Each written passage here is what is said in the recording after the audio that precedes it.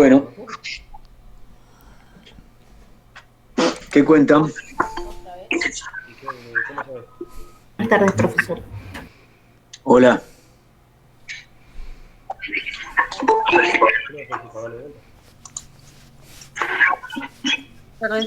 Hola, buenas tardes.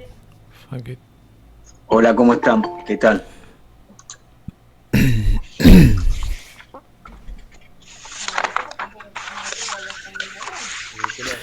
Si yo hablo se escucha en la grabación. Hola, profe, buenas A ver, noches. vamos a probar. 1, 2, 3, 1, ¿Qué 2, tal? 3. ¿Cómo están? ¿Qué dicen?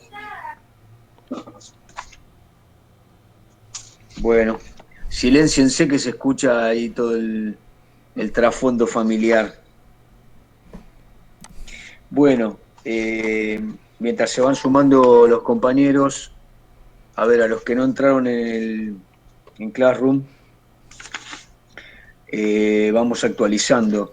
Les agregué, mejor dicho, formalicé una parte de lo prometido que es el programa que de alguna manera es nuestro contrato, ¿no? Qué temas vamos a ver y después vamos a ir también sumando de qué manera lo vamos a desarrollar, con qué bibliografía, con qué recursos. Este es un pautado inicial, después siempre hay algo de flexibilidad. En algunas ocasiones algunos textos no los alcanzamos a ver y introducimos otro, pero la base fundamental está acá. Como les dije, va a haber 3 módulos, creo que agregué, si no recuerdo mal, uno solo, ¿no? Me parece que no llegué al segundo y al tercero. Pero bueno, eso es una parte de lo que les mandé.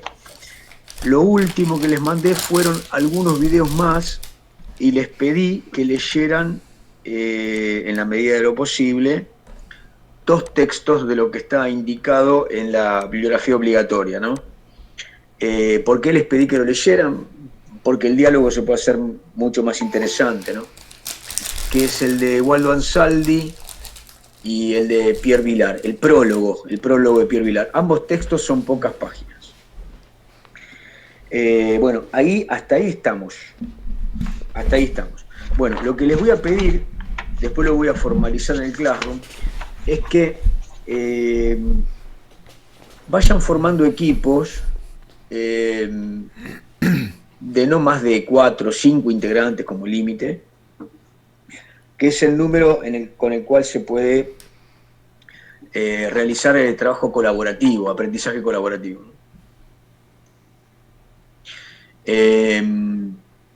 ¿Cuál es el fundamento de esto que les pido? Y bueno, muchísimo de los trabajos del desarrollo para convertir la clase en un diálogo, más que en un monólogo, depende de que ustedes puedan ir leyendo parte, ir llegando a conclusiones entre ustedes. Creo que en eso también puede haber hasta una distribución de la lectura que agiliza el tiempo. Por eso es importante que los grupos tengan cierta lógica, como lo dije, de colaboración. Es decir, que ustedes vayan reuniéndose y en eso depende del tiempo que tengan, de la disposición, porque van a tener que tener algunos encuentros, me parece a mí, que este tipo de encuentros que estamos teniendo nosotros entre ustedes, para llegar en algunos casos a realizar alguna escritura que les voy a pedir sobre algunas lecturas, ¿entienden? Esa es la idea, agilizar el recorrido, más que nada para optimizar los tiempos. ¿Qué les parece? Sí, es Sí, mejor, mejor. Sí, perfecto. Se ríen, me ponen deditos, ya tienen equipos. Sí, Está bueno. ya otros profes también nos designaron la tarea, más o menos que la repartamos, porque además somos muchos, entonces que nos repartamos en grupo y bueno, también que hagamos puesta en común y nos repartamos un poco la tarea entre todos. Bueno, me parece bien, vamos a la tarea que yo no hice.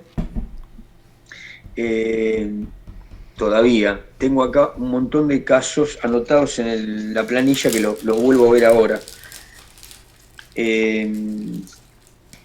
Vamos a ver quiénes son los que todavía no agregué, ¿no? Lautaro Guillén. A mí,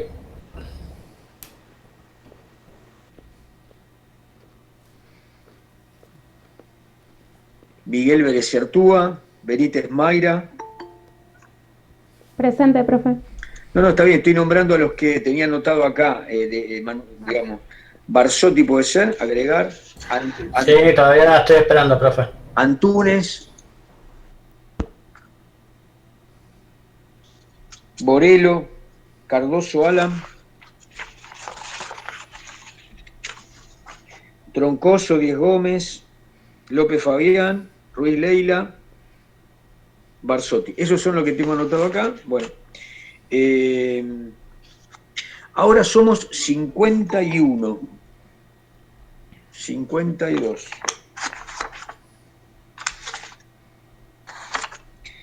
Pero me interesa saber qué pasó con los que no vi nunca. Abregó Celeste. ¿Está Abregó?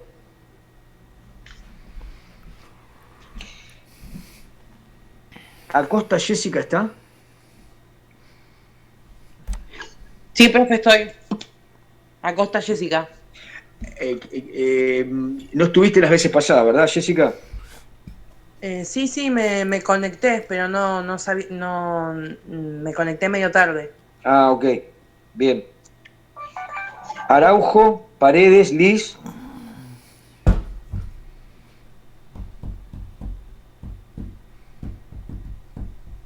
Camila Burgel.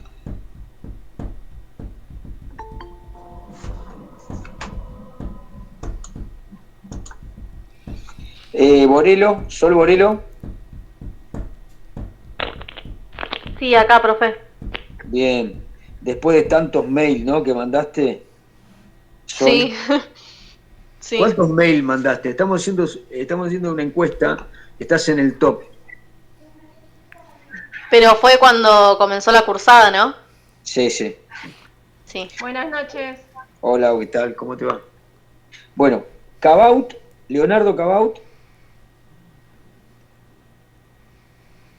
Burgel me dijeron que no está. Cabaut no está. Calabrese.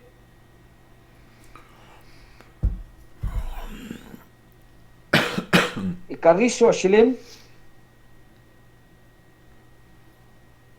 Camila Catam. Valentín Sertoma.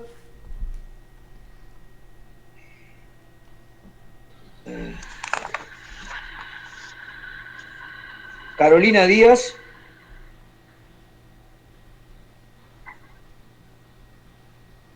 Karina Díaz Gómez. No, perdón. Pablo Díaz. Pablo Iván Díaz. Profesor estaba preguntando por los que no tenía en la lista, ¿no? No, solamente estoy preguntando por aquellos que nunca vi, que nunca pude conectar. Bueno, muy bien. Bien, quédense tranquilos los demás. Espínola Brian. No está. Sí, profe, Brian Espínola no tiene micrófono, pero está en la reunión. Bien, las veces pasadas era lo mismo, ahora me acuerdo, sí. Bueno, fenómeno. Farías Marcos. No, perdón, Farías Marcos es un error, no, está bien. Filomeno Novoa, Federico y Filomeno Novoa, Paula. Filomeno Novoa. Silénciense los que no les pregunto, silénciense, por favor. Juliana Garate. Ludmila García.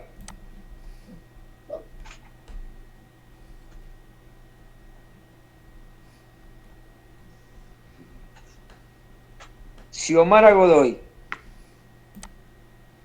Natalia Gómez.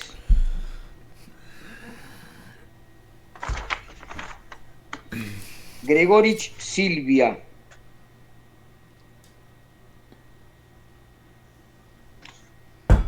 Nicolás Laboceta. María José La Sala. Lorena Navarro. Enzo Quiroga. Presente. Bueno, bienvenido, Enzo. Yo tuve igual las otras clases. Sí, está bien. Lo que pasa es que me parece que estábamos, ¿te acordás? Pendiendo de esa cuestión de dónde te quedabas. Sí, profesor. Me había puesto Radetich en un mail diciendo que el curso está libre y que la otra haga cursada normal. Igual le mandé un mail y dije que no, que prefería cursar INTA bien, darle prioridad a esta materia y la otra veremos adelante. Me parece correcto, Enzo. Es más, a mí me parece que lo que pasó es que a vos se te venció esta materia porque después lo hablaremos en privado qué pasó para no dar el final, digamos. Por más cretino que yo sea, alguna tutoría podíamos haber tenido en el medio y antes de que se te venza, algo pasó ahí, mucho tiempo. Así que eso es lo que no puede volver a pasar, ¿eh? Sí, bueno. Después lo charlamos.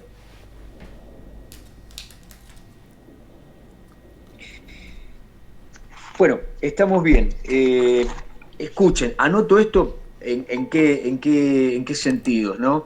Que me parece que al ser tantos, yo pierdo un poco la línea de, bueno, quiénes somos los que estamos. A muchos ya los reconozco. Entonces, no es una cuestión de saber si están todas las clases. Algunos con mucho, les agradezco, ¿no? Con mucha antelación me explican que un día no van a poder estar. La cuestión pasa por saber quiénes empezaron la cursada, porque hay muchos que por ahí se anotaron, ganaron su condición de alumno regular, pero después no asisten, es decir, abandonan. De hecho, hay muchos que nombré que abandonaron el grupo de WhatsApp, entonces eso ya me dice algo. Bien, punto aparte. Ustedes me mandan por WhatsApp, sería mejor en el Classroom quiénes son los grupos, porque seguramente después de esta clase yo les voy a mandar algunas consignas para que ya los textos de los que hablemos hoy pasen a una lectura con mayor análisis y a algunas conclusiones y ustedes me los devuelvan como escritos. Bueno, muy bien. Bueno, vamos a charlar. Primero, antes que nada, hagamos un recorrido de lo que ustedes pudieron hacer con la clase anterior, con ciencias sociales. Profesor, disculpe. Sí. Nada, le quería avisar que yo recién pude entrar, por si tomó lista ya. No, Nico, a vos te tengo como uno de los que toca agregar en el WhatsApp. Te nombré al principio, quédate tranquilo. Yo también recién pude entrar. Bien, entremos en la cuestión entonces. Les decía, de la clase en donde hablamos de ciencias sociales, sus identidades disciplinarias, sus vínculos, los espacios comunes, avanzaron con eso, quedaron dudas, quedaron cuestiones que no están firmes.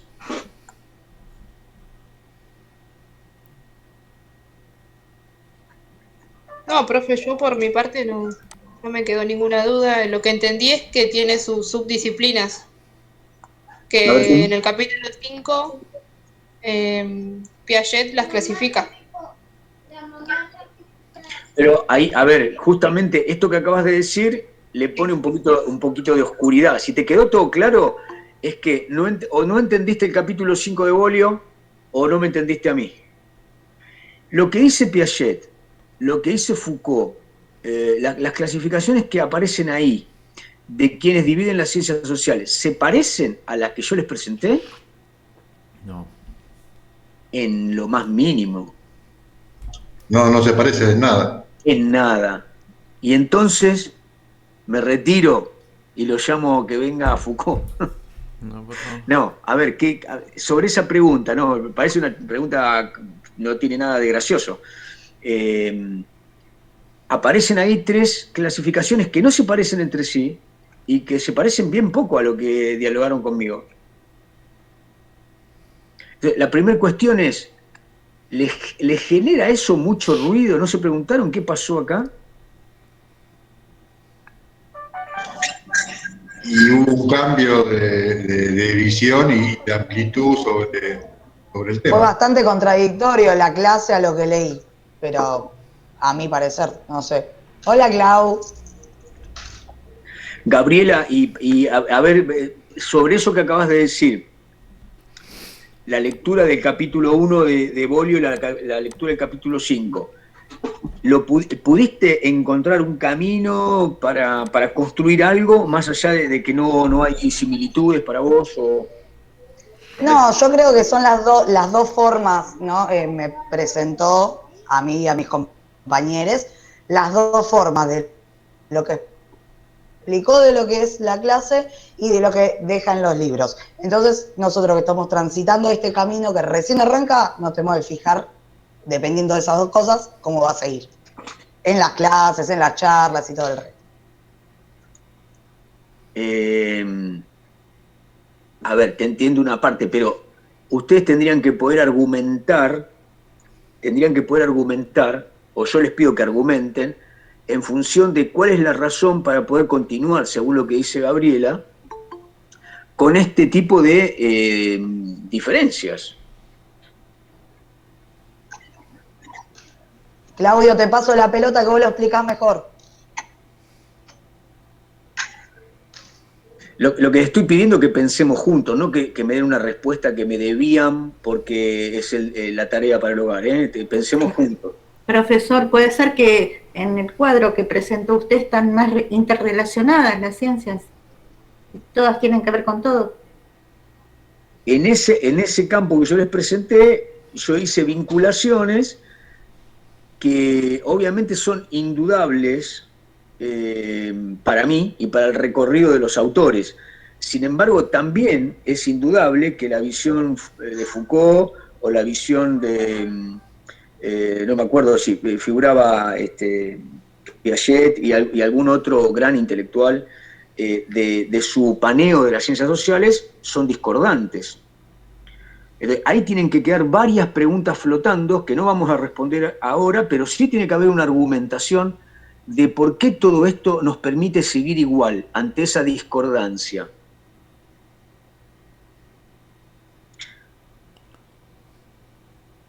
¿Qué les parece a ustedes? ¿Por qué podemos seguir igual adelante? Creo porque como las ciencias sociales son algo muy vasto y muy subjetivo también, puedes seguir igual aunque tengas discordancias de dónde se dividen o qué abarcan. Bueno, me gustó una parte de tu respuesta, Carla, pero ¿son las ciencias sociales subjetivas y no son las ciencias naturales subjetivas? A ver, pensemos juntos, ¿eh? Todo hecho de conocimiento sistemático se puede reducir en un punto simplista, ¿no? A que un observador, ¿sí? sujeto, penetra un objeto. Ese objeto es un recorte de la realidad. Ese recorte de la realidad puede ser el cosmos, la vida en el planeta Tierra, las relaciones entre las sociedades y los territorios, el pasado humano. Eso es un recorte de la realidad y le llamamos objeto material de la antropología, objeto material de la historia. Y hay alguien, puede ser muchos o uno, que es un sujeto. ¿Qué quiere decir sujeto? Que tiene la capacidad de observar, registrar, describir, analizar ese objeto. ¿Con qué fines? Reconocer sus causas, reconocer sus características, sus relaciones internas. Estudiarlo. El estudio es sistemático cuando es científico, es decir, tengo dudas sobre qué es el objeto, entonces tengo un método. Ese método me obliga al sujeto observador a separar las intenciones, los pareceres, los prejuicios que tengo sobre el objeto. Tengo que hacer todo lo posible para que el estudio sobre el objeto tenga la menor contaminación subjetiva. Pero siempre que hay ciencia hay un sujeto. A ver si me entienden. Siempre que hay ciencia hay un sujeto. Por lo tanto, la ciencia siempre es subjetiva. Lo que hacen algunas disciplinas que dicen que son más objetivas es que pueden reducir el carácter de penetración del sujeto observador. Es decir, lo que hacen es reducirlo, ¿por qué? O porque tienen instrumentos que son obviamente indudables, o porque las relaciones de lo que estudia ya son distintas. Por ejemplo, si alguien estudia las relaciones lógicas o las relaciones algebraicas o matemáticas, está claro que los números no pelean entre sí, que no hay pasiones entre los números, ni que las relaciones lógicas se casan o que tienen hijos. Lo estoy diciendo a propósito, ¿no? Es decir, el objeto de recorte de la matemática, del álgebra, de la lógica, tienen reglas internas, naturales, que hacen que ese estudio parezca menos subjetivo. Pero lo que hacen también muchas ciencias, la mayoría, es que cuando se llega a concluir algo sobre el objeto, los sujetos son intercambiables. Les doy un ejemplo. Para bajar la subjetividad de un estudio científico, muchos sujetos observan lo mismo y dejan registro. Si todos esos registros son muy similares, quiere decir que se anuló la mirada parcial del sujeto. Por lo tanto, siempre que hay ciencia hay subjetividad. Por eso esa parte que dijo Carla hay que eliminarla. Dejemos de pensar en términos de objetividad y subjetividad por un minuto, porque confunde. El problema que tenemos acá es que, díganme si entienden esto, que el campo de las ciencias sociales, ¿qué llamo campo? Todo lo que involucre las relaciones humanas desde el pasado hasta la actualidad, en todos los planos de la convivencia, es muy complejo. Se da al unísono, pero sin embargo, para el registro debemos contar con observaciones de lo que la humanidad practica, es decir, los sujetos practican, expresan externamente, pero desconocemos en muchos casos lo que piensan, las intenciones y los intereses de los agentes humanos, sociales, son desconocidos. Pueden expresarlos y los expresan en términos de falacia. Dicen una cosa pero hacen la otra. Entonces, ahí ya tenemos un problema. La acción social implica un modo de sentir, un modo de vivir, ¿entienden? Y un modo de pensar. El pensamiento, las emociones y las prácticas pueden ir por tres carriles. Por lo tanto, el cientista social, el economista, el sociólogo, el historiador, el geógrafo, tiene que contar con fenómenos que concurren, pero que algunos son muy racionales y otros son debidos a las intencionalidades o los intereses no manifestados. Les doy un ejemplo. Cuando uno analiza cualquier proceso económico y dice que hay un alto índice de especulación, lo que está diciendo es que hay muchos integrantes del mercado que no dicen cuáles son sus intenciones y que intentan sacar provecho de lo no dicho, de lo no expresado. Por lo tanto, yo lo que diría para avanzar es, el campo de las ciencias sociales o las ciencias humanas tiene un nivel de complejidad mayor que otros campos. ¿Por qué razón? Presten atención en esto. Porque el sujeto analiza un objeto compuesto por sujetos.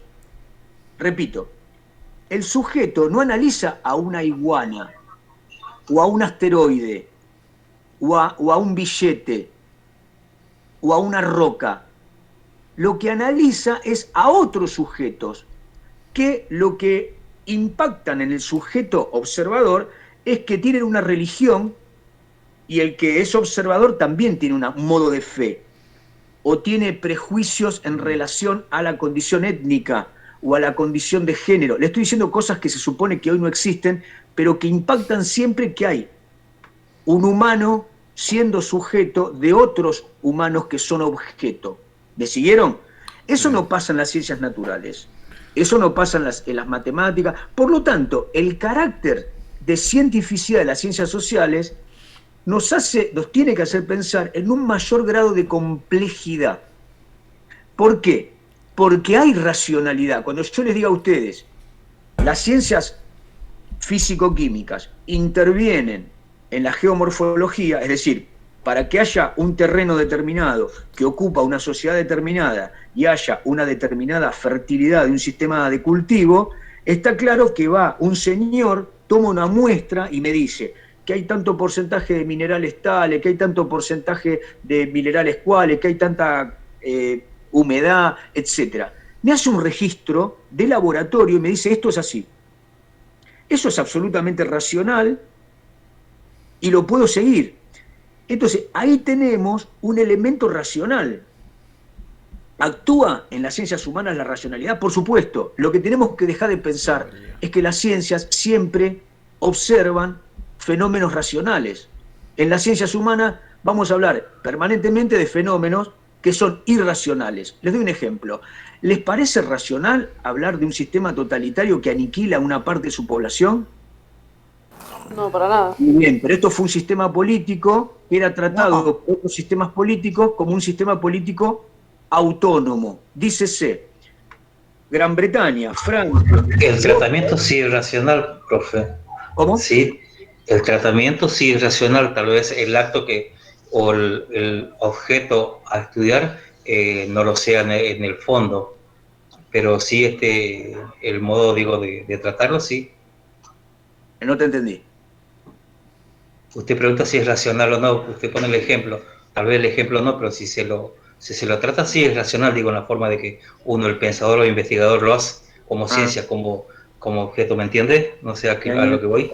Te entendí perfectamente. Sí, lo dijiste en el sentido académico. Perfecto. Y yo, en ese sentido, sí. Claro, yo lo que digo es, yo puedo estudiar al nazismo y decir que fue una aberración por tales razones. Estudio sin ponerle de mi parte ni exagerar. Lo que está claro es que lo que les estoy preguntando es, en la historia humana, en la sociedad humana, en la economía humana, hay procesos que nos hacen pensar en la acción de algo que llamamos irracional. Los números, acá hay una paradoja, ¿no? Hay números racionales e irracionales. Digo, los números no son irracionales, ¿entienden? Son inertes, en todo caso son una relación lógica, ¿no? Bien, bueno, entonces, si tomamos esta parte de lo que acabo de decir... Profesor, siempre por más que la acción sea irracional, fue hecha por un acto racional. Que nosotros digamos que es irracional, por decirlo, el nazismo, pero funcionó y estuvo en el poder racionalmente. Alguien lo pensó y alguien lo armó. Sí, a ver, Luis, lo que pasa es que entraríamos en la filosofía más fina. Lo que yo digo es esto. En las ciencias siempre hay razón, entienden lo que está diciendo Luis, ¿no? Es decir, siempre uno planifica racionalmente. Es decir, todos nosotros somos seres racionales, a la vez emocionales, a la vez intencionales, a la vez somos religiosos todos, aunque no practiquemos. Digo, esa es la constitución de todos nosotros. Lo que estoy diciendo es, el objeto, ¿entienden? Es mirado con una condición, cuando se habla de las ciencias sociales, tendiente a pensar en esas características de variabilidad, poca cientificidad. A esto me refería. Nosotros, dentro de la complejidad de las ciencias sociales, tenemos que pensar en lo contingente, lo aleatorio, la imposibilidad de que haya una regla que se cumpla. Es decir, en ciencias sociales no tenemos una regularidad. O en todo caso, si hay regularidades, esas regularidades no dependen, traten de mantener los teléfonos mutados. Les decía, esas regularidades no aparecen en ciclos. Gabriela, tenés me parece que es tu... Sí, se me trabó la computadora, por eso no lo cerré, profe. Estoy peleándome con la computadora mientras lo escucho. Que era necesaria, se ve la charla esta. No, de algún lado viene un bullicio. Bueno, si quedó claro lo que acabo de decir de Luis, lo que dice Luis es verdad, pero entraríamos en la filosofía de las intenciones y en la filosofía de los actos. Bien, las ciencias sociales son muy complejas, tienen agentes diversos que tienen equilibrios inestables que llamamos convivencia o equilibrio social, en lo económico, en lo político, en lo social, en lo cultural. Bien, estos fenómenos económicos, sociales, políticos, geográficos, varían todo el tiempo en esos equilibrios inestables y nos someten a la búsqueda de regularidades, que son también muy difíciles. Por eso este INTA les propone como pregunta final, ¿cuál es el grado de cientificidad de ciencias sociales? La respuesta a estas preguntas tendría que estar un poco más clara o tener más preguntas al finalizar este año. Por lo tanto, yo diría, en ciencias sociales tenemos el problema de que el sujeto que conoce tiene un objeto compuesto por sujetos. Y eso genera... ¿Profe? Cristian, sí. Es como una teoría de los conjuntos donde las ciencias sociales se nutre de otras ciencias, como usted lo había graficado en su momento, historia, geografía, y no de ciencias tan duras como usted estaba recién argumentando o ejemplificando. Se nutre de actos comunes, digamos, y no de un acto individual precisamente como, por ser una ciencia, como objeto de estudio, esos actos. Y en tiempo y espacio se nutre de otras ciencias como para poder estudiarlo en sí. Y más allá de los pensamientos divergentes que tiene cada acto, creo que eso conlleva a tener resultados varios a través del tiempo o en el estudio que uno tiene pensado hacerlo. Bien, gracias Cristian. Anotemos por ahí, anótense en su cuaderno, algo que nombró Cristian, que no voy a explicar ahora, porque si no nos meteríamos directamente en el tema, que es ciencias duras y blandas. Que también tiene que ver con lo que estamos hablando, pero lo vamos a dejar para un poco más adelante. En este caso, las ciencias sociales son caracterizadas como ciencias blandas. Bueno, escuchen, volvamos al punto donde habíamos arrancado. Yo les presenté un campo de ciencias sociales vinculando una cantidad de disciplinas a través de categorías, conceptualizaciones de espacios de estudio y a la vez de vinculaciones entre esas disciplinas, ¿verdad? Lo que nos obliga a tener como una definición de espacios comunes entre muchas disciplinas, ¿no? De hecho, si ustedes miran el esquema, todas las disciplinas quedan, de alguna manera, en un continente, ¿no?, inclusivo. Todas pertenecen a un campo y además se vinculan entre sí. Así que esa es una primera consideración. Pero podríamos decir que la consideración que nos permite seguir adelante es la siguiente. Como hay controversialidad en las ciencias sociales, es decir, las ciencias sociales establecen la búsqueda de respuestas generales en sus recorridos, es decir, respuestas generales. ¿Qué teoría general abarca todo lo que sucede en la convivencia de las sociedades? A lo largo del siglo XIX y del siglo XX aparecieron teorías generales, abarcativas, que pretendían explicar el todo social. Algunas tenían la categoría, obviamente, del Estado, de la política, como el mayor logro de lógica en la convivencia, el Estado y la ley, ¿no?, y el derecho. Otras planteaban, desde muy antiguo, la condición de un nivel de convivencia basada en tradiciones, por ejemplo, la religión compartida, el espacio cultural, la lengua. Y más adelante el debate se centró en la convivencia basada en un criterio económico, que tenía que ver con el desarrollo de esas sociedades, ¿no? Finalmente, y desde hace 50, 60 años, hay un espacio social donde se piensa desde ángulos que son más interdisciplinarios. Sociología.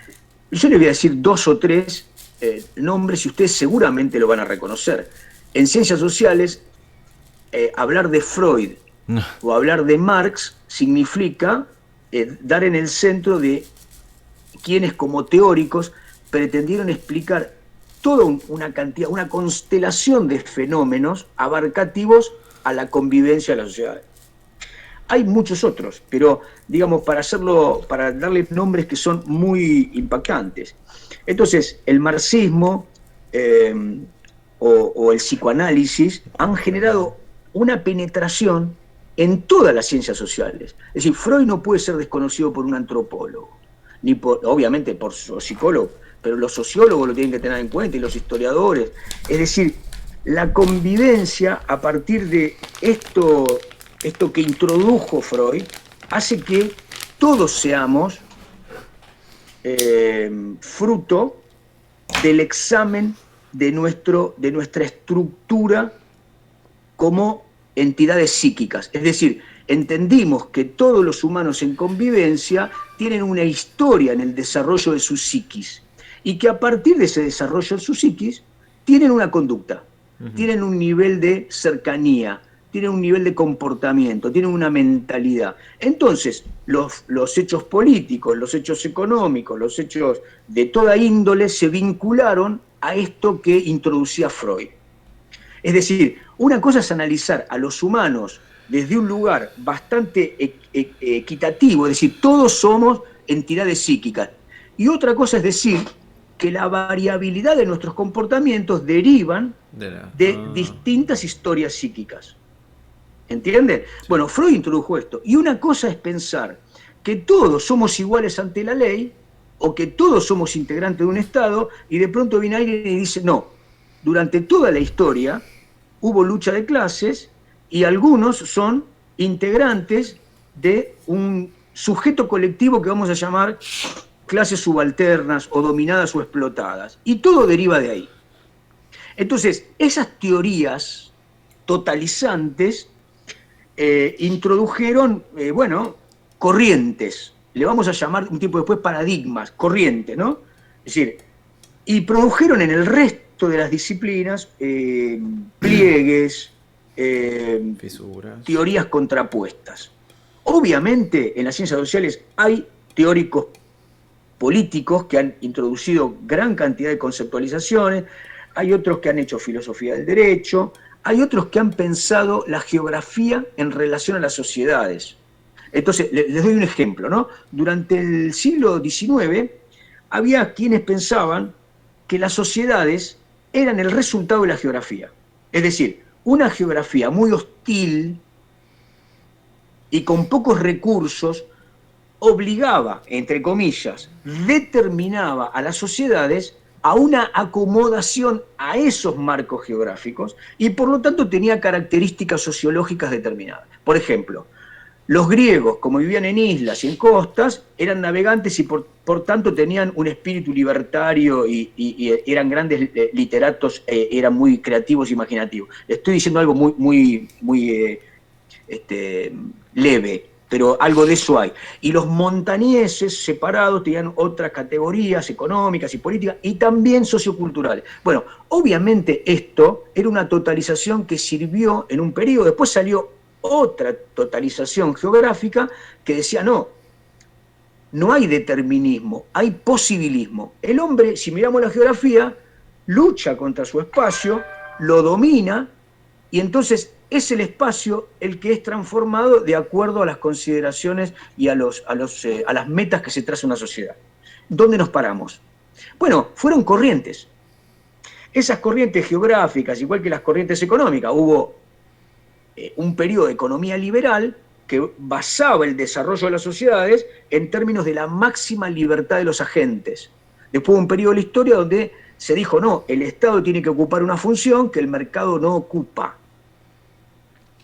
Entonces, economía liberal, y después aparecieron los marxistas y dijeron, nada de mercado, el Estado, y se acabó, hay una propiedad colectiva, etcétera, etcétera. Entonces, lo que digo es, todas estas teorizaciones determinaron que otros teóricos, por ejemplo, Foucault o Piaget o el que sea, interprete qué disciplinas son sociales o no. Entonces, lo que puedo sacar como resultado de acá es, Madariaga se equivoca y no leyó algunos libros, o las consideraciones de Foucault, las consideraciones de los distintos intelectuales, lo que vienen a trazar es una hipótesis dentro de un campo que todavía está en construcción. Les doy un ejemplo. La psicología, por algunos autores, no es considerada una ciencia social. Y algunos dicen, no, la psicología social sí es una ciencia social. Otros dicen, el derecho es una disciplina periférica. Y otros dicen, no, el derecho es fundamental para entender la política. Por lo tanto, el límite ese que yo les marqué en la elipse, lo podemos correr siempre que haya una argumentación basada en una teoría, y hay teorías de sobra. Entonces, ¿a qué viene todo esto? Aquí hay un carácter que ustedes tienen que tener presente cuando estudiamos ciencias sociales, que es el de controversialidad. ¿Qué significa controversialidad? Que en el campo científico de las ciencias sociales, la controversia, la oposición entre teorías que dicen que un fenómeno tiene primacía económica y otros que dicen que el fenómeno tiene primacía política, no nos trae un problema, lo que hace es enriquecer el campo. Los que estudiamos ciencias sociales tenemos que entender la diversidad de teorías y por lo tanto la controversialidad. Es decir, en un congreso... Se debe por la subjetividad misma de la ciencia que haya tantas teorías. En cambio, la teoría de Pitágoras, la de Newton, leyes, son... a eso quería llegar. Cris, a eso quería llegar, pero se fue por la rama la... Bueno, si llegamos hasta acá, yo les doy cuál es el argumento del esquema que yo les presenté. El argumento del esquema que yo les presenté es que podamos acotar un análisis de las ciencias sociales teniendo en cuenta 6 disciplinas que ustedes van a tener como materias. Ustedes tienen historia y geografía, obviamente, desde ya mismo, tienen antropología, van a tener el año que viene economía y sociología, y obviamente muchos de los espacios educativos y otros tienen la palabra política, ¿no? De hecho, tienen este año sociopolítica. Entonces, yo quería determinar, por otro lado, creo que esas son las 6 disciplinas fundamentales.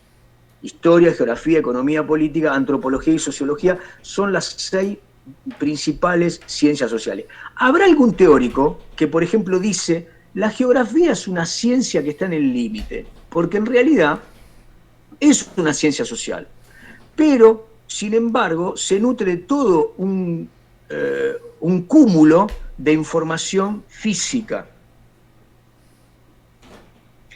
Todo lo que el hombre habita tiene condiciones que el hombre en muchas medidas no puede modificar. Es decir, la historia de la Tierra, la geología, la atmósfera como tal, los movimientos a los que estamos sometidos, no los pueden modificar. Ustedes dirán, bueno, de momento todavía no.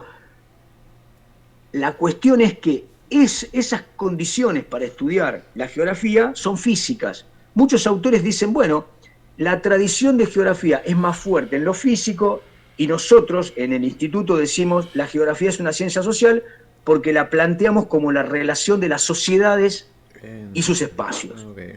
¿Está bien? Por lo tanto, ahora los escucho, pero yo dejaría la cuestión esta compleja por acá, hasta acá, por ahora, digamos, ¿no? Después se va a complicar, lo podemos traer a Foucault, lo podemos traer a Piaget y a otros, cuando veamos las disparidades que hay en el tema de teoría científica. Eso en algunos meses.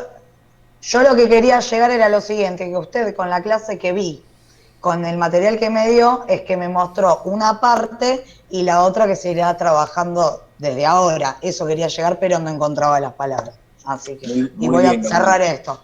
Muy bien, muy bien. Bueno, a ver, tengámoslo, todo lo que vamos a decir es provisorio, en ningún caso cerramos nada y vamos a necesitar recapitular permanentemente.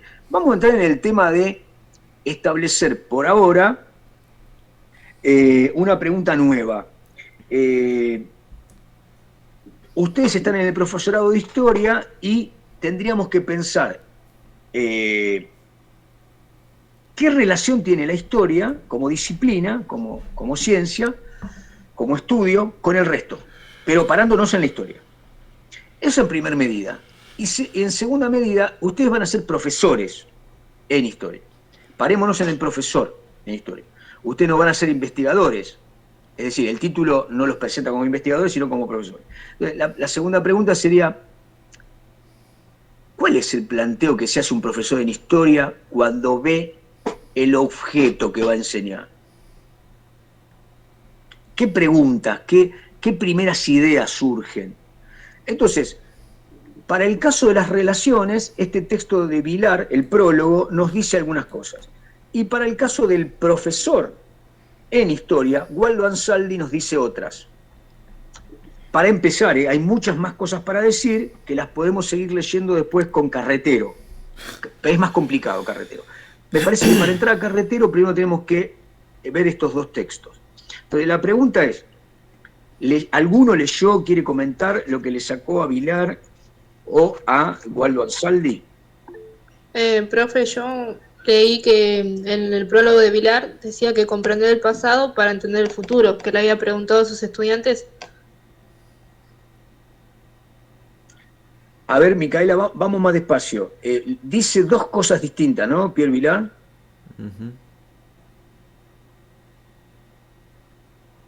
Estás muteada. Ahora sí, ahí está. Ahí está.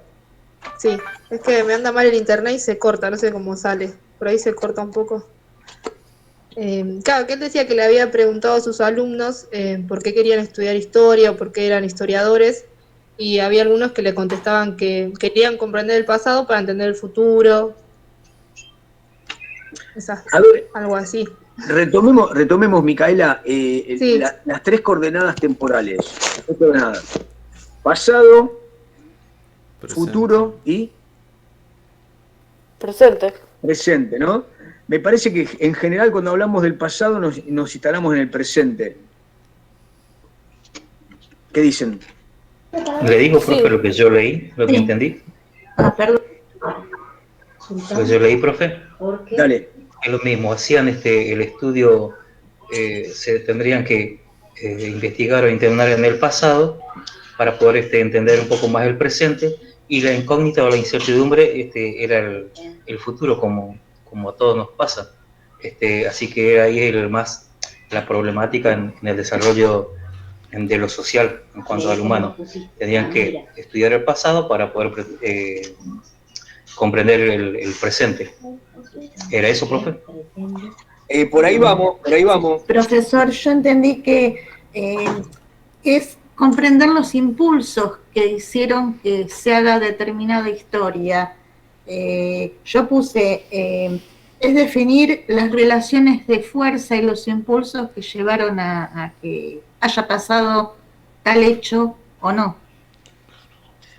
Me parece que esa frase, esos 3 o 4 renglones de Pierre Vilar son la definición más clara de ese prólogo. Pero tengámoslo, Marcela, por ahora, stand-by. Yo lo que quiero es que ustedes aprendan a escucharse. Me están dando distintas respuestas que son valiosas, pero el que interviene luego no recupera la anterior y me habla de otra cosa. Está bien, pero quiero decirles esto. Un diálogo es la búsqueda de una coherencia, para construir conocimiento. No solo de lo que les diga yo vamos a construir conocimiento. Vamos a utilizar los libros como un recurso, las lecturas que ustedes se apropien de esos textos, eso va a estar mediado por la experiencia que ustedes tienen y por una capacidad para internalizar esos conceptos. Y definiremos acá, entre todos, esta negociación de significado, de sentido. Entonces, vamos a ponerlo un poco más en cuadro. Pierre Vilar dice en su texto que existen ciencias sociales, las nombra, que no hacen un buen uso de su relación con la historia. Él cree que la historia tiene un lugar que no es el que no es el lugar que le dan otras disciplinas. Por lo tanto, está haciendo un reclamo respecto de cómo actúan, por ejemplo, los economistas, los sociólogos, los politólogos, en relación a un conocimiento que es común. Disculpe, ¿no hablan en un momento que consideran a la historia como un banco de datos? Exactamente, exactamente. Muy bien, Miguel Ángel. Entonces, ahí me gusta, ustedes relean el capítulo, van a ver que él está diciendo, está reclamando, está haciendo una denuncia respecto de las relaciones entre la historia y el resto de las disciplinas sociales. Está claro que la economía, la sociología y la politología, y la antropología también, él no la menciona, son disciplinas más jóvenes y que tienen una metodología con instrumentos más cercanos del presente. El economista, el politólogo y el sociólogo indagan el presente porque tienen instrumentos de investigación que están más cercanos al presente. La historia no los tiene dispuestos de esta manera. Entonces, ahí ya lo que nos está diciendo Vilar es distinto a lo que dije yo. Vilar está diciendo, a ver, los vínculos entre la historia y el resto de la disciplina tienen un problema. Y él después dice, bueno, ¿qué tendría que hacer el historiador? Porque lo que hace el historiador en muchos casos no está bien. Díganme eso. ¿Leyeron lo que dice Pierre Vilar? Que se llama historia y que no es historia. Perdón, sí. Yo creo que se refiere a la parte de mirar el hecho aislado y no contemplar primero lo social, dónde está instalado ese hecho, el hecho histórico que está dentro de un contexto. Y dice que también se aproxima desde la teoría, cuando no tiene certeza. Y después lo pone como método de trabajo, llegar a, o sea, si tiene dudas, se acerca desde ese lugar. Pero que el hecho histórico por sí solo no dice nada si no se mira en el contexto social, o sea que tienen que funcionar juntos. Eso es lo que a mí me parece. Me parece que... Profe, habla y reclama también acerca de los archivistas, acerca de los datos cambiados que le puedan llegar al historiador, que a veces produce falacias o errores al transmitir los datos. También hablaba de eso. Bien, bien. Vamos a tratar por ahora, Cristian, de lo que dijo Irene. A ver, vamos a pensar esto. ¿Es historia?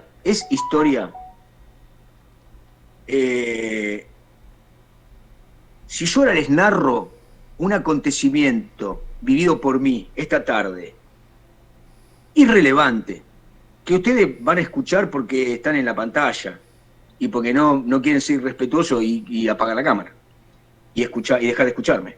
Y yo les narro y les digo, escuchen esta historia. Y después les digo a ustedes, háganme un registro de la historia que les conté. ¿Eso es historia? Para mi parecer, como historia, como en el gráfico que mostró usted, que historia aparte de las otras, antropología, geografía, la historia también depende de esas carreras, digamos. O sea, no hay historia sin, por ejemplo, meterlo en un espacio geográfico o sin analizar la antropología, como no hay antropología sin historia. Carla, escúchame, ahora estamos parados en la historia. Vos seguís con el tema del vínculo con el resto de las disciplinas. Lo que decía Irene, por eso les pido que se escuchen, lo que decía Irene es pensar en cuál es la materia histórica. Esto que narro yo sobre lo que me pasó a mí, o con mis vecinos, supongan. No, la representación que tiene y la importancia de ruptura o que diga algo dentro de un grupo, ¿no? Que modifique o que haga algo. El hombre, el ser humano, es hijo de un tiempo, un momento determinado. Eso pasa a ser historia. Si vemos las tres vertientes, como dice usted, temporales, pasado, presente y futuro. Lo que usted vivió hace 10 minutos, usted nos pidió ahora que hagamos un relato. Cristian, esto que acabo de contar, ¿es historia? ¿Usamos la palabra historia para eso? No.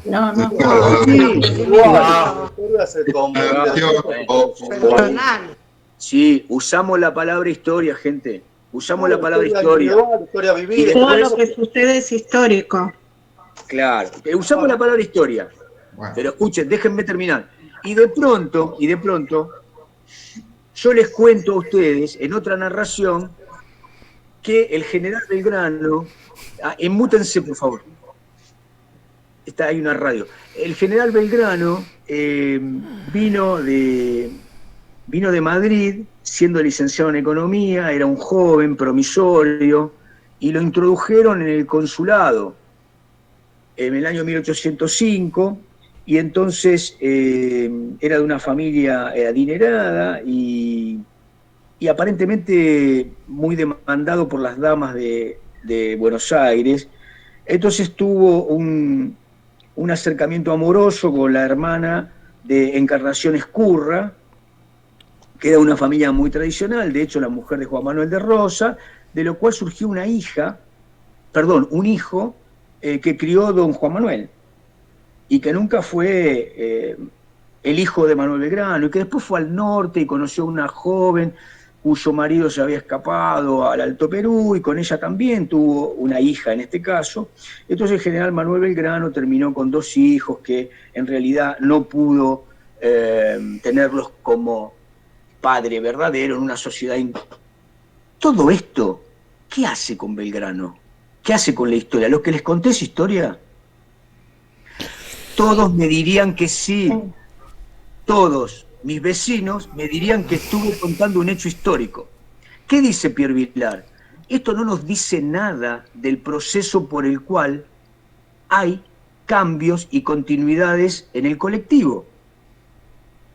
Estudiamos a Belgrano porque fue un agente en un cambio severo para América del Sur en términos de la crisis monárquica española, entre los cuales estaba como principal proyecto abrir al libre comercio los territorios del Río de la Plata, y que por esa razón, perteneciendo a la primera junta, decidió encabezar ejército para resistir a los que querían volver a instalar la dominación monárquica.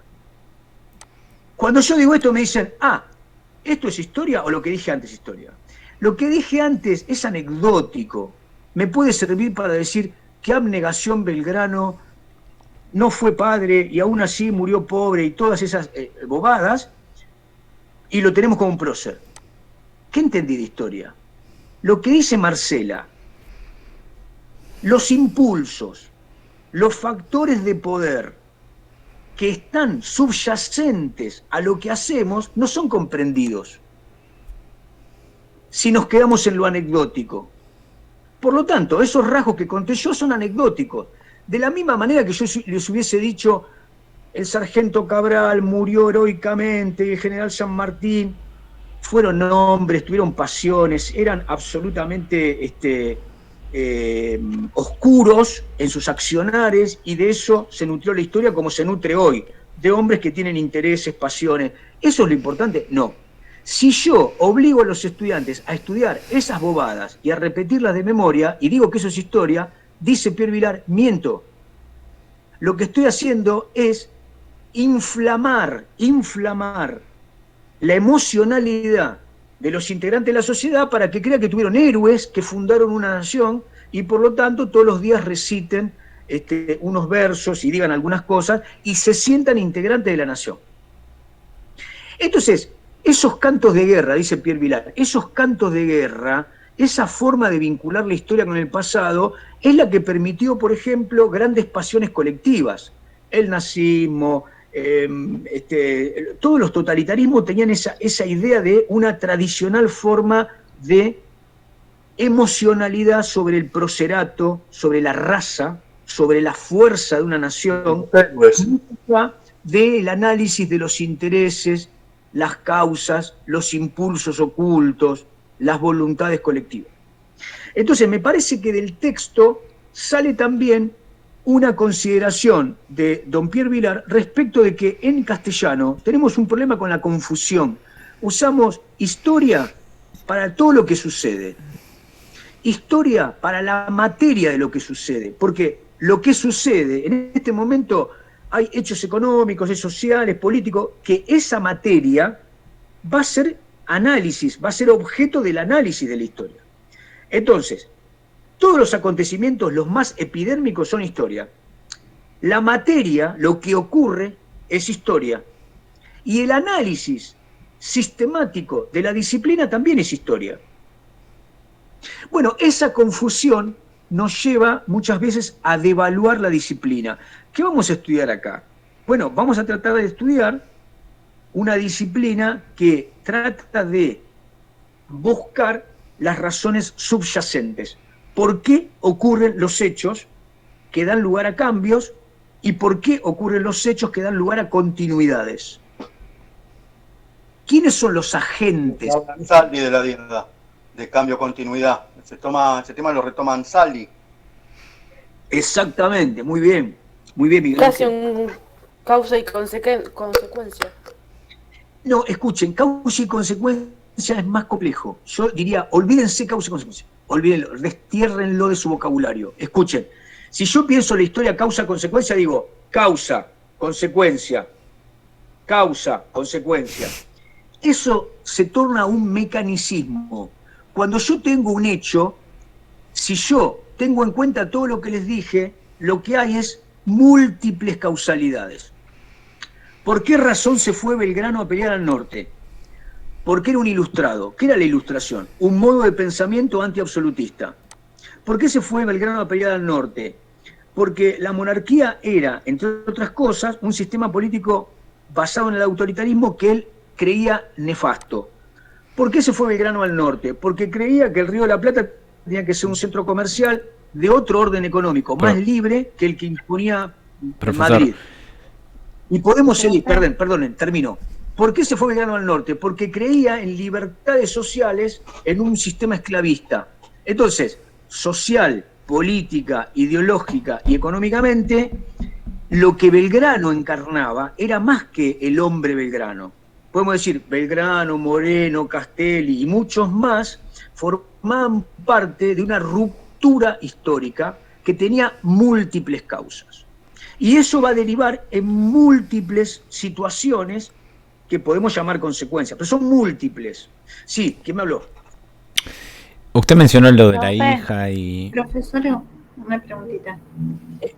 Marcela, espera un cachito que estaba hablando el compañero Ezequiel. Lo de la hija, ¿no puede ser una causa tranquilamente? Quiero decir, Belgrano tuvo una repercusión en un ámbito o espacio y tiempo, lo cual llamamos historia, pero la hija en sí no era la historia en sí.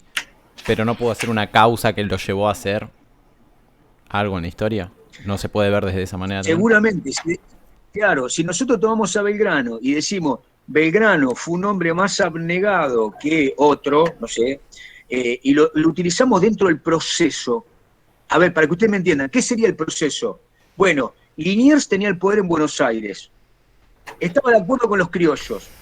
Pero un día ganó la Revolución de Mayo y a Liniers un año después lo fusilan. Los mismos que estaban de acuerdo con él.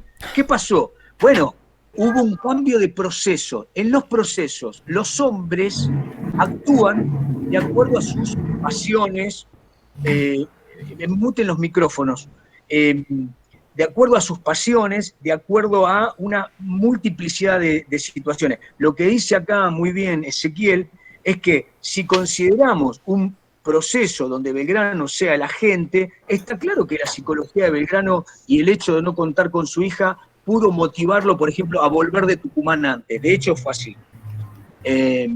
Pero, reitero, seguramente si yo narro a Belgrano exclusivamente desde su psicología, lo que estoy haciendo, escucho los autos, las motos, les decía, si yo tomo la historia y narro lo que pasó en 1810, a partir de ese relato donde Belgrano es un hombre que tiene hijos desconocidos, lo que en realidad estoy haciendo es otra cosa, estoy haciendo un marco literario, ficcional, y no estoy yendo a los procesos y a las estructuras que dieron lugar al cambio. Entonces, en esta parte de lo que le estoy explicando, me parece que lo que dijo Marcela es muy importante. ¿Se pueden fijar quién tiene el micrófono abierto? Marce, sos vos. Están No. en un cuarto de milla. Ah, perdón.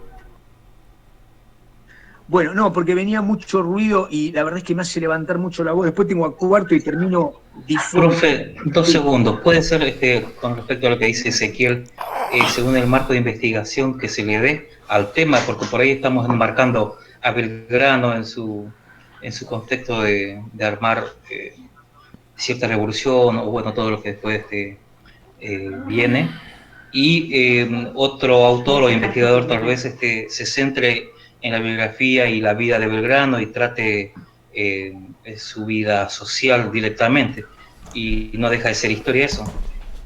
Muy bien, Cristian. Si yo tomo un subgénero histórico que es la biografía, seguramente esto que le pasó a Belgrano cobra sentido. Ajá.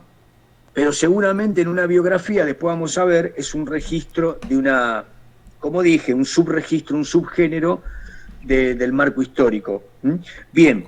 Profesor, una preguntita. Entonces, Vilar dice que hay 3 términos metodológicos: historia, estructura y coyuntura. No lo introduzcamos todavía, sí, es así, pero si metemos esos términos ahora, en este marco que estamos acá, la complicamos, está bien. Después vamos a ir a esos puntos. Una pregunta, A ver, profesor. Sí, Luis. El estudiar al sujeto que generó los cambios, ¿no hace que entendamos mejor los cambios? Repetime. Si yo estudio al sujeto que produjo los cambios, la historia biográfica del sujeto que produce los cambios, ¿no logro tener un conocimiento mejor o una comprensión mejor de los cambios? Sí, depende de quién se hace sujeto. En el caso de Belgrano, yo doy un ejemplo que amerita. Belgrano, a ver, para que ustedes entiendan, cuando ustedes estudian la historia de Argentina en el quiebre del pase del Imperio Hispánico a las Provincias Unidas del Río de la Plata, o al Virreinato del Río de la Plata a las Provincias Unidas del Río de la Plata, está claro que un gran hombre fue Belgrano y que en un marco de estudio integral, algunos hombres fueron modélicos. Belgrano es un ilustrado modélico y su vida interesa. Las decisiones que tomó Belgrano en muchos casos son fundamentales. Les diría, uno tendría que leer una biografía de Mariano Moreno o de Saavedra y de algunos otros para entender bien ese proceso que fue muy intenso en las relaciones personales y, por ejemplo, por qué Belgrano se fue a la primera junta o por qué Moreno terminó en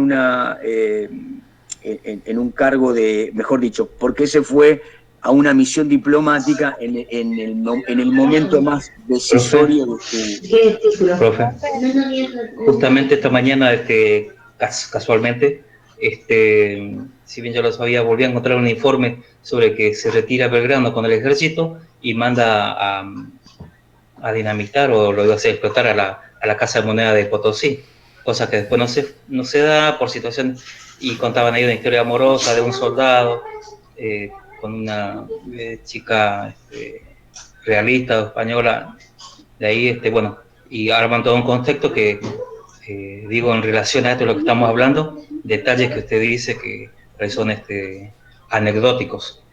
Muy bien, vamos a tratar de ir... Profe, Sí.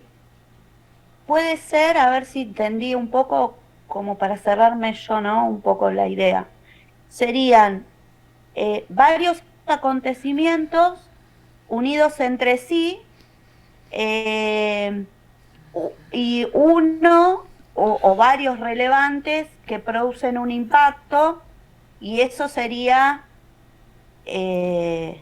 digamos, la historia. A ver, vamos... No, así como lo expresaste, habría que darle una forma... A ver, lo que... Vamos por parte. Mantenete, y yo te abro el micrófono de nuevo en el momento que vos recuperes lo que dijiste. Dice Pierre Vilar que nosotros utilizamos la misma palabra, o mejor dicho, en el recorrido de su texto queda claro, que utilizamos la misma palabra para hablar de múltiples cosas. De los acontecimientos, de la narración de esos acontecimientos, y de la disciplina que estudia todo lo relevante que escucha. ¿Qué estudia la historia? La historia estudia lo relevante del pasado humano y su relación con el presente. Claro, lo relevante. Exactamente. Pero ¿Eso relevante qué es? Hay hechos que impactan y que hacen que ese momento histórico sea relevante. ¿Puede ser? ¿Estoy más o menos? Exactamente. Después lo que vamos a ver es que cada época histórica tiene una estructura. Yo lo que quería decir justamente eso, de lo de los hechos históricos relevantes, que son los que realmente importan, porque después lo otro es como que usted dijo, es más anecdótico, es más como extender la historia. Justamente, bueno, estos hechos históricos relevantes son los que nos permiten comprender el día de hoy, de por qué estamos el día de hoy de esta forma. Sí, es más complejo. Yo diría que no solo los hechos, escuchen, los hechos, el proceso, la estructura. Para decirlo fácil, los hechos forman parte de una cadena de sucesos que están entrelazados. Para explicarles, todos ustedes son consumidores. ¿Consumen de cualquier forma o son consumidores en un mercado determinado que tiene características y fueron educados para ser consumidores en una economía determinada? Por supuesto. Por decirles una cosa que está en los diarios de hoy, ustedes como consumidores consumen, valga la redundancia, una buena cantidad de kilos más que el promedio de los habitantes del mundo. Pero no consumen otras. Y en relación con esto tienen una cantidad de precios relativos que dependen de este mercado. Entonces, ustedes son consumidores y han aprendido a hacerlo. Ustedes mañana no consumirían de cualquier manera. No irían a comprar a tontas y locas. Saben qué relación hay entre las monedas. Cuando hay algo importado, saben bien que depende de su importado y cuántos dólares vale, y lo compran o no lo compran, haciendo un mínimo estudio respecto de qué cosas no se importan a la Argentina y es probable que se puedan conseguir por otra vía. O sea, entonces lo que les quiero decir es, uno es consumidor, productor, ciudadano, votante, está centrado en una religión o en un grupo partidario o en una ONG de manera construida. No es que un día ustedes eligen estar en un lugar. Hay nichos que se van construyendo en la sociedad. Por eso la sociología estudia la institucionalidad. Para que ustedes entiendan, todos somos hijos de una familia. Aunque no haya padre y madre, una familia es una institución en donde hay reglas no escritas que suponen que hay un bien mayor que es el de la introducción en otras relaciones sociales. La familia siempre va a ser el núcleo fundamental, emotivo, de convivencia, de cohabitación y en muchos casos es el nicho económico, es decir, hay un logro del núcleo económico que es la familia, es la unidad productiva y es la unidad de consumo. Por eso hablamos del hogar, ¿no? Ahí se hablaría, profe, disculpe, de grupo de referencia, grupo de pertenencia en la sociedad. Sí, digamos que es el primer grupo parental. Entonces, lo que yo digo es, a partir de esa institucionalidad, la familia, los núcleos sociales, la escuela, el Estado, las iglesias, los partidos, etcétera, etcétera, tienen una construcción. ¿Qué quiero decir con esto? Nada en la sociedad depende de hechos sueltos. No hay hechos sueltos, ¿me entienden lo que digo? No hay evento. Cuando hay un evento muy, muy destacado, que sale de lo común, uno dice es un cisne negro. Apareció algo inesperado, sorpresivo. Por lo tanto, los historiadores, por épocas, entendemos que hay una forma de vivir, una forma de pensar y una forma de actuar, que es una estructura. Dentro de esa estructura hay procesos. Los hombres van cambiando.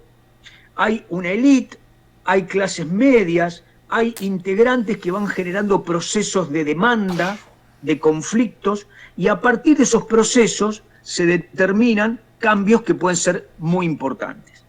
Para decirles algo, hace 20 años atrás, 25 años atrás, la demanda de la sociedad para algún cambio profundo eran huelgas, toma de fábrica.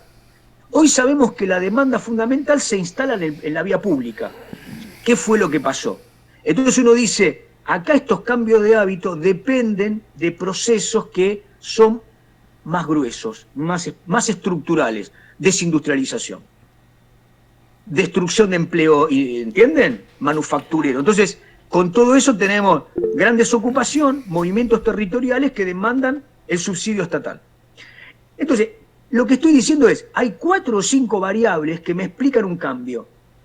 Nada ocurre porque sí. Por lo tanto, hechos están siempre dentro de un proceso, y hechos y procesos están dentro de una estructura. El historiador, como pensador de lo que acontece, nunca analiza hechos aislados. Siempre hay un marco teórico que se vincula con lo sociológico, se vincula con lo económico, se vincula con lo político. Un ejemplo, ningún historiador de hace 50 años iba a pensar en la Argentina un marco económico que pensaría naturalmente un historiador anglosajón. ¿Por qué razón? Y bueno, porque los historiadores anglosajones tienen una tradición institucional muy reñida con el caudillismo. ¿Se entiende lo que digo? Hace por lo menos 2 siglos que tienen ideas de instituciones que no cambian. Parlamento, cierta legalidad, libertades garantidas a última instancia, mientras que en Latinoamérica tenemos un fenómeno compartido que es el del caudillismo, jefaturas que se colocan por encima de las instituciones. Entonces, un historiador latinoamericano tiene claro que esa estructura teórica le marca su investigación. En todo caso, en Latinoamérica sería llamativo que existiera una estructura que fuera muy institucionalista, muy republicana y poco caudillista. En general es al revés. ¿Se entiende lo que digo, no? Esta teoría acerca del caudillismo, de las instituciones y demás, son líneas, son escuelas que vienen estudiando hace mucho las sociedades. Por lo tanto, nada en historia está suelto, no hay hechos sueltos. Quiero decir, hay hechos sueltos, pero el historiador toma los hechos que explican procesos que están dentro de estructura. ¿Qué es lo que le importa al historiador? Cuando una estructura se quiebra, se desarma, se disuelve. Les doy un ejemplo de algo que estuvimos hablando. El virreinato del Río de la Plata era una estructura productiva, ideológica, religiosa, social y económica. Y de pronto, en el marco de 20 o 30 años, pasa a ser una estructura que se desvanece y aparecen estados hispano-criollos o americanos criollos, libres. Entonces, uno que tiene que pensar, esta estructura que entre 1808 y 1825, entre la Argentina y México, se disuelve, tiene algunas regularidades. Es decir, hay algo que pasó económica, política, social y culturalmente para que ese edificio español, un imperio gigantesco, ahora estuviera impactado por la emergencia de gran cantidad de nuevas naciones, donde los que dominaban sean criollos. Es decir, la élite hispánica es cesada, expulsada, removida. Y eso en un marco revolucionario, de guerra. Entonces digo, le estoy marcando un gran tiempo histórico. ¿Qué fue lo que se disolvió? La estructura hispánica. ¿En qué se basaba? En la extracción de metales. ¿Puedo hacerle una pregunta? Estos cambios continuidad, yo me quedé con Ansaldi, ¿se ven solamente en las estructuras? O sea, por ejemplo, la Revolución de Mayo, la Revolución Francesa, donde una estructura cambia hacia otra, pero mediante un proceso que es lo que marca la continuidad. Está muy bien, Miguel Ángel, pero yo diría, ¿puede ser que una estructura continúe vigente y igual haya un cambio profundo? La respuesta es sí. Le voy a dar un ejemplo. Les voy a dar ejemplos históricos. Ustedes me dicen si se pierden. Si se pierden mucho, La Argentina, entre 1860 y 1930, se convirtió paulatinamente en uno de los primeros productores agropecuarios del mundo, de zona templada, junto a Canadá, a Sudáfrica, Australia y Nueva Zelanda. Producía más lana, más cuero, después más grano y más carne vacuna. Estaba siempre entre los primeros productores, primero, segundo, tercer productor. Ese proceso fue paulatino. ¿La razón cuál fue esa estructura? Una gran pradera que naturalmente hacía que fuese barato, muy barato, producir carne vacuna. Una geomorfología que tenía una humedad natural que permitía gran cantidad de rotación de cultivo y gran productividad. Un puerto unido al Atlántico que permitía una gran afluencia a través de ferrocarriles. Bien. Esa estructura está entre 1860 y 1930. Ahora, los que gobernaban en ese periodo eran conservadores, a partir de 1880. Sin embargo, en 1916, después de una ley electoral, gana un partido que era más popular, que representaba a los sectores no de la élite, a sectores que no eran la élite. El irigoyenismo. ¿Qué hizo el irigoyenismo? ¿Modificó la estructura económica? La respuesta es no. Entonces, lo que tenemos que introducir acá es un concepto más complejo. Siempre hay cambio y continuidad, pero los cambios a veces se dan en un plano y no en todos los planos. Es decir, hay ocasiones en donde hay cambios culturales, económicos, sociales y políticos, y hay ocasiones donde los cambios se dan en alguna parte de la estructura. En este caso, el irigoyenismo produjo un cambio en la estructura política. El Estado cambió de mano. La sociedad tuvo algunos cambios ideológicos, pero en lo económico, en las relaciones externas, no hubo cambios muy profundos. ¿Entienden? Entonces, la pregunta de Miguel Ángel estuvo muy bien. Lo vamos a ver con otro texto más adelante con Luis Alberto Romero, cuando veamos los campos históricos. Bueno, escuchen. Interesante. Vamos tratando de ver los temas que nos permite separar Vilar. Vilar nos está diciendo, lo que usted está estudiando está más oculto que los que otros llaman historia. Lo que otros llaman historia es lo que aparece a la vista, pero eso no es historia. Historia son las relaciones de fondo entre los factores, los impulsos, las voluntades, los intereses. Él dice relaciones de fuerza, para que ustedes me entiendan. Si yo hoy les digo que la historia de la Argentina, la historia económica, depende exclusivamente de lo que charle Moyano con el presidente Fernández en un café, ¿está bien? Puede ser que sí, puede ser que no. No. Absolutamente no. No. Porque todos ustedes saben que Moyano es un agente, pero que hay múltiples agentes sindicales. Y lo que les acabo de decir, parece que hay más gente que no tiene trabajo y no está sindicalizada que los que están sindicalizados. O sea que hoy parece que un tema que se resuelve con Moyano en un café, hay que después ir a otros actores de la CGT y después ir a desarrollo social y ver cuántos planes se pagan, porque los muchachos cortan a 9 de julio. ¿Cuántos son los muchachos? ¿Son todos del mismo palo? No, hay verdes, rojos, azules, colorados. Entonces, la complejidad, ¿entienden?, implica que el análisis histórico está instalado en la diversidad, ¿no? Tenemos que salir del hecho personal. ¿Vieron cuando alguien viene y les dice, les voy a contar una historia, fulano y mengano, y por eso fulano y mengano estamos así? Falacia. Las razones de la ciencia social implican múltiples factores que están más allá de los hombres que gobiernan o de los hombres muy importantes, ¿entienden? Nada depende de alguien que está en el poder 6 años. Y esto no quiero defender a nadie. Digo, lo que nuestro vocabulario tiene que instalar es el Estado, los productores, la élite, los trabajadores asalariados, los desocupados de la corriente tal. Cuando hablamos de eso, hablamos de factores que se instalan en la economía, en el prestigio social, en la relación entre la producción y el Estado, en el mercado. Entonces, ahí es menos importante el nombre y el apellido de quien encabece esa cuestión que de otro. Ustedes me dirán, sí, profesor, pero cuando hablamos de Perón, y sí, obviamente, como dije antes de Belgrano, seguramente habrá una cantidad de personalidades, comillas, que tienen detrás una gran cantidad de agentes y modifican esa corriente. Ustedes me dirán, bueno, pero ahora claramente hay dos bloques y acá aparece una cabeza y acá aparece una cabeza. Está claro que no podemos desconocer esas cabezas, pero no podemos decir que esas cabezas definen las estructuras y los procesos. Las estructuras y los procesos se definen en el recorrido temporal y complejamente, con múltiples causas.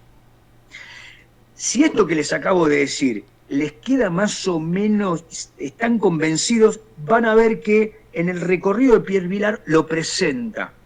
Lo que nos está diciendo Pierre Vilar, ojo, la historia es esto otro, no esto.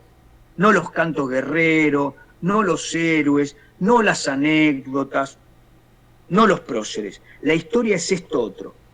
Eso es lo que le tenemos que explicar a los chicos. ¿Qué le tenemos que explicar a los chicos? Los sucesos económicos son muy complejos.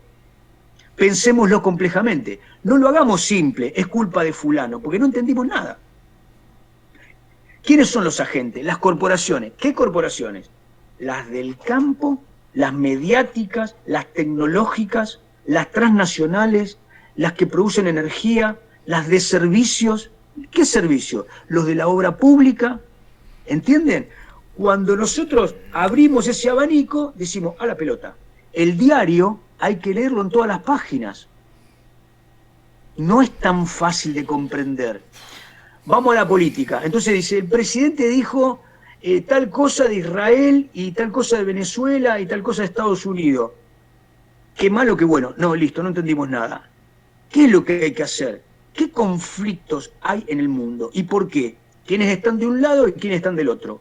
¿Cuáles son las razones históricas y los intereses históricos que abonan esa trinchera? Está Israel y los palestinos. ¿Y quién está de cada lado?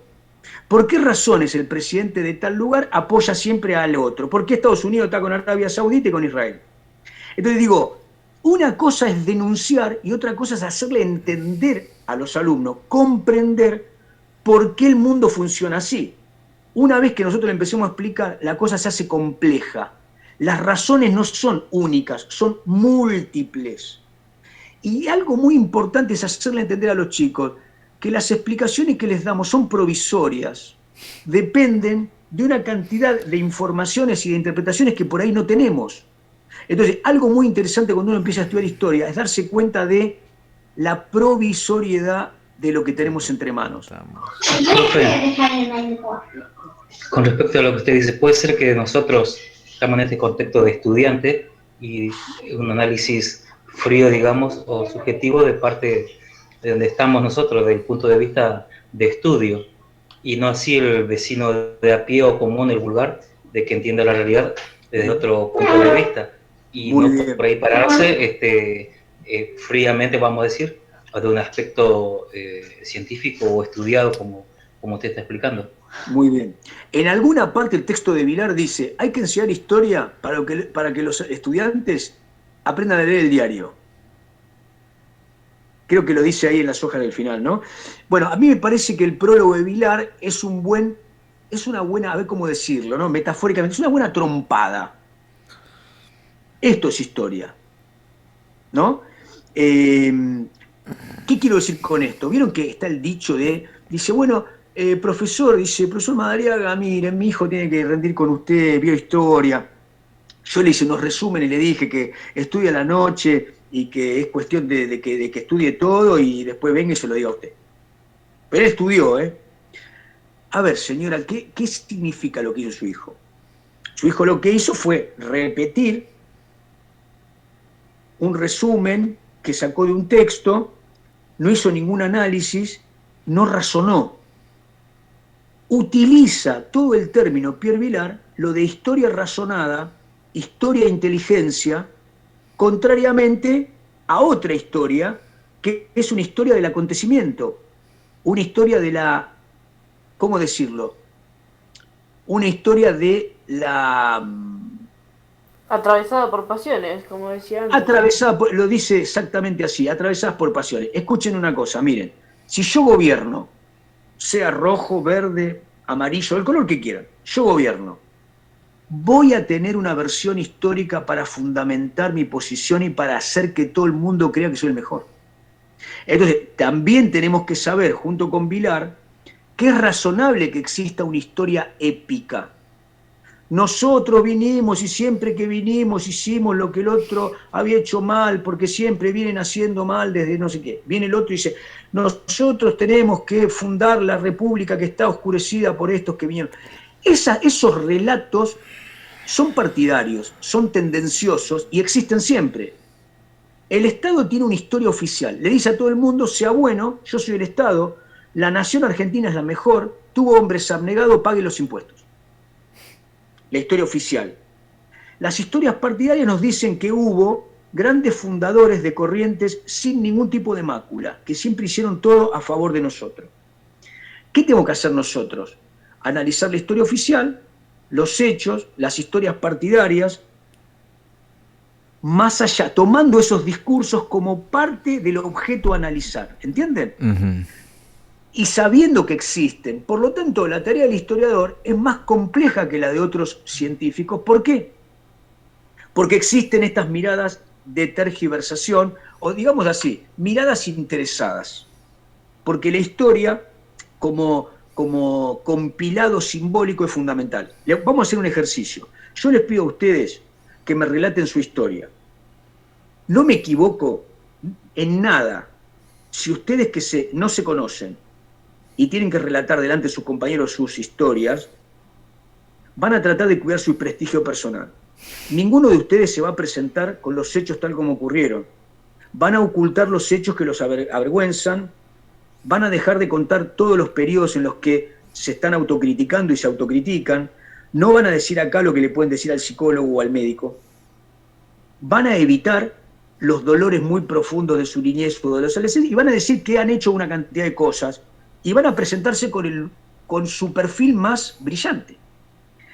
Es lógico que hagamos esto, por lo tanto la historia como relato tiene otro problema, que todos dicen que son buenos. El historiador también tiene que descubrir lo no dicho, lo que está oculto. Desarmar la ilusión. Exactamente. Ustedes, cuando me contaron su narración, ¿fueron mentirosos? No, hicieron una selección de los acontecimientos que más los beneficiaba. Omitieron.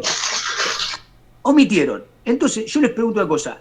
El texto que yo les mandé a leer, léanlo para la próxima, de Ansaldi, dice que, no me acuerdo si lo dice él, pero si lo dice él, mejor. Memoria y olvido.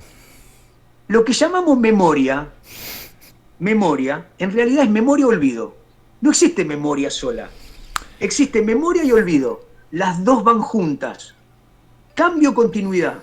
Es cambio o continuidad. Las dos van juntas. Hay cambio y hay continuidades a la vez. Hay libertad. Una dualidad, dice. Claro. ¿Hay libertad o hay igualdad? Hay libertad e igualdad. Y el historiador tiene esas díadas, 50. ¿Entienden? Dos fuerzas para analizar lo que sucede. Bueno, gente, escuchen. Me tengo que unir a la gente de Cuarto. Muy bueno como siempre el diálogo, muy bueno. Participan mucho, me parece muy interesante. Les pido que se sumen, que no sean siempre los mismos. A partir de la clase que viene yo voy a empezar a hacer algo que no creo que los vaya a molestar, pero voy a tratar de que hablen otros. Así que voy a agarrar mi lista y voy a decir fulanito de tal, porque lo que tenemos que hacer todos es incorporarnos a la construcción de conocimiento áurico. El aula es un lugar donde problematizamos. Por lo tanto, ustedes tienen que escucharme a mí, pero me tienen que preguntar, tienen que participar, y ustedes tienen que aprender a escucharse entre sí, porque dicen cosas que son muy valiosas, de lo que leen y de lo que traen. Bueno, nos estamos viendo. Escucha, termino la idea. Es muy probable, no, seguro que les voy a mandar alguna pequeña guía de análisis para cruzar Vilar por un lado, Ansaldi por otro, y que lo vayan pensando como una lectura en grupo y después presenten alguna línea de conclusiones. Sí, adelante. Que le decía con respecto para que hablen otros, está el icono donde uno levanta la mano y a usted le figura en orden cronológico, digamos. Sí, pero nadie la levantó. Yo levanté hoy, pero bueno. Perdón. No pasa nada. No, pará, no te vi. Disculpen, nadie grabó esta clase, ¿no? Me olvidé. Sí, yo la estoy grabando. ¿Ezequiel? Sí. Bueno, Ezequiel, después me mandás la grabación. Sí. Así la subo acá, Rum. Dale. Ezequiel Calelo, lo voy a anotar acá. Bueno, la verdad es que tendríamos que decir un aplauso para Ezequiel. Un aplauso para Ezequiel. Muy bueno. No vale la pena, no vale la pena. Cobráselo, Ezequiel, cobráselo. Muy bien. Bueno, no te olvides, Ezequiel. Te Bueno, lo un paso abrazo. por Nos mail. vemos el miércoles. Dale. Listo. Chao, hasta luego. Hasta luego. Chao.